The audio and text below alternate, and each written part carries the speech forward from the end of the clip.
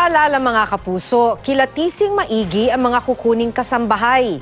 Sa Las Piñas City, isang kasambahay ang tumangay umano ng vault ng kanyang amo na may tinatayang mahigit 3 milyong pisong halaga ng mga pera at alahas. Makibalita tayo kay Bam Alegre. Sa CCTV footage ng Barangay Pilar, Las Piñas City, makikita ang pagdaan ng isang tricycle kung saan may nakausling kargada na nakabalot sa tela. Bitbit ito ng babaeng kinilalang bilang si Rochelle Cabe alias Tin, isang kasambahay. Ang dala umano niya, ang vault ng kanyang amo.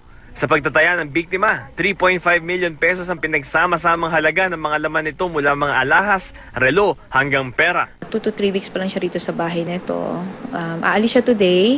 Paalam siya sa mother-in-law ko kasi may susundin daw siyang kapatid na na mamamasukan.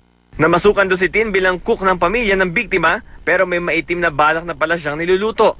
Mag-isa lang daw kinakarga ng suspect ang vault ayon sa nakasaksing kapitbahay na isang senior citizen. Dahil hirap na hirap sa pagbuhat, tinulungan pa raw ng saksi na isakay ng suspect ang vault sa tricycle. Hindi raw napansin ng saksi na vault ang bitbit ng suspect dahil nakabala daw ito sa tela. Pagsisisi ng biktima, hindi raw siya naniwala sa kanyang kutob. May mga pahiwatig na raw noon na malikot ang kamay ng suspect. 3 days pa lang siya dito, nagtatanong na siya kung saan daw ang kung may CCTV yung kwarto namin. So nagulat ngayon tong isang kasambahay,